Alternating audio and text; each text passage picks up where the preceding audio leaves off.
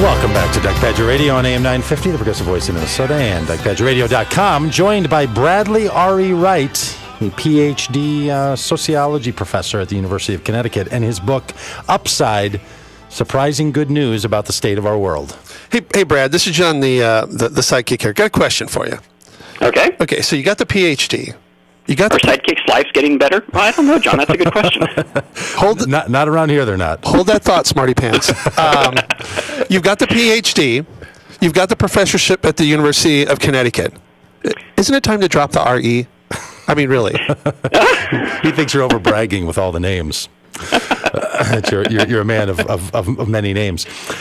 So, Brad, in your book, you list 7 different influencers on the what I would call the industry of bad news. Mm-hmm. You say the media, advocates for certain notions and ideas that don't want people to know about too much change, anecdotes and statistics that are funny, and I want to ask you a little bit about that in a second.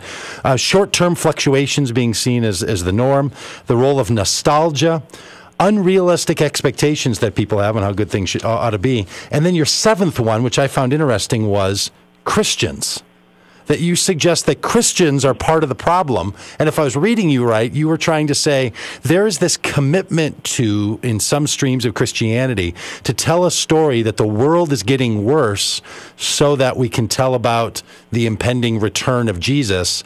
And so you don't want this world to look too good if it's kind of Jesus void. Yeah. Is that do I have you right on that point? Yeah, I would spin it a little, or I would twist it a little bit more differently, and I would say that in Christianity, and by the way, I'm a Christian myself, and so I'm sort of preaching to the choir here, as it were. I would say that Christians understand the gospel of Christ as an answer.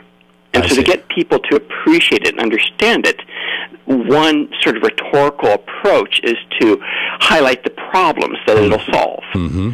And so because of that, we hear a lot of sermons and read a lot of books that say the world's getting worse in ways 1, 2, and 3, but we need to turn to Christianity for an answer. Mm-hmm. And I'm comfortable with turning to Christianity, but I'm concerned that gives a fairly unbalanced, overly negative view of the world. Right. And so I guess that's my way of saying that even for Christian teachers and pastors and leaders, bad news is useful. Yeah, and there really is a market in that, isn't there? If you can be the answer provider, you need there to be a dilemma or a problem that's being solved. And maybe that's part of what we're going to live with in a world that wants to commoditize nearly everything, including hope and possibility and good participation in the world. That we're going to sort of have to live with a little bit of that overplay on how bad things are. Now you also use statistics in the book, and you even say, I remember reading the opening part, and you say that you like to think in pictures, and then I turned the page, and the picture was actually a plot graph. So you have a lot of graphs in the book, and bar graphs and statistics and plot graphs and so on.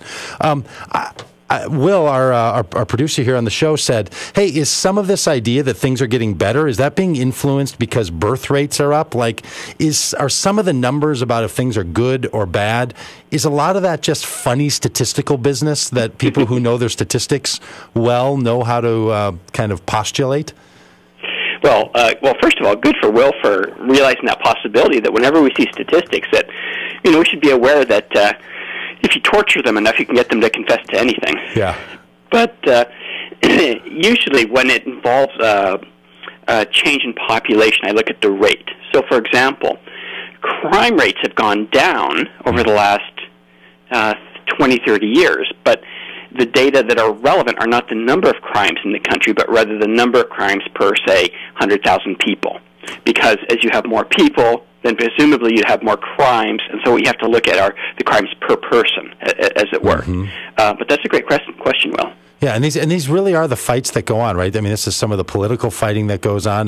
One group is using one set of numbers, like, say, hard numbers, and another group is using the percentage, and then another group is using the amount of change in that number.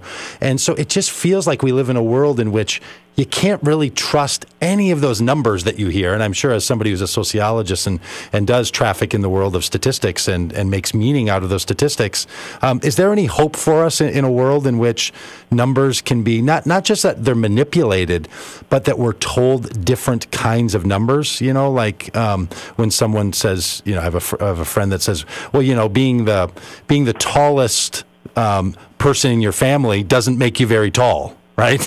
It's only in relationship to the rest of your family. Do we live with any hope of all the statistics that go on between our economists and sociologists and commentators and so on? Well, there's a lot of people who can make sense of them. The bigger issue, I think, is that when bad statistics are created, they just get a lot of airtime. They get a lot of play. They have a great life expectancy. And so with any issue, you can find a good answer with not that much digging, but you're not going to have it presented to you because it's just not that useful. And so what I would say is that I wish people would have more of an approach like you do, and that is to realize that statistics are what sociologists call socially constructed to an extent. That is, you know, people pick and choose the statistics that are useful for them and fit with their story. And so just because something is a statistic doesn't mean we sort of let our eyes roll back and stop thinking. Right. So if somebody says that air pollution is worse than it's ever been, well, think about when you were young. And, you know, you can think about it for yourself. And, in fact, air pollution's gotten a lot better in this country than worse. And do you see any hope in the media world? Because the media seems, and I know media is a very broad term, especially with broadcast media and social media and rumors that people share with one another, with one another. But do you see that there's any kind of are we moving into a period in which more honest data is going to be what helps to shape public opinion, or do you think we're just sort of cruising down a track and we have to remind ourselves? Well, I sort of have two thoughts about the media in regards to your question. One is that I think I used to be harder on the media than I am now. I've come to think of the media more as presenting themselves as they see people wanting, or sort of presenting information that they think people want.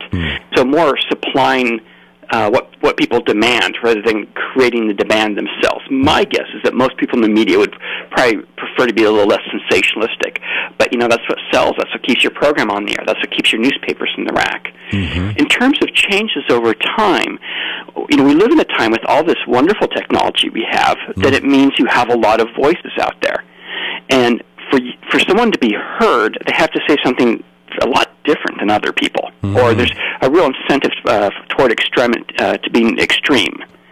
And so that being the case, I would guess that things would actually get worse in this regard than better, because now instead of 3 networks presenting material, you have 300 websites, or 3,000 or 30,000 or whatever. And so you'll just have more variation. Yeah, more competition to get your voice out there.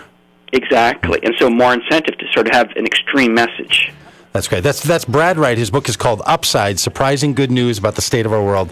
If you're into these conversations, a great read, worth picking up. Brad, I think you're fun in the book. It has statistics, but it's a fun read that I think a lot of people can find their way through. And if you want to stay connected with Brad, brewright.com, brewright.com. You can hook up with him and the book. Brad, thanks for being on Doug Pagitt Radio. Thank you so much. It's a pleasure to be on your show. Right, hey, we'll be back here after the break on Doug Pagitt Radio on AM 950, the progressive voice of Minnesota, and DougPagittRadio.com.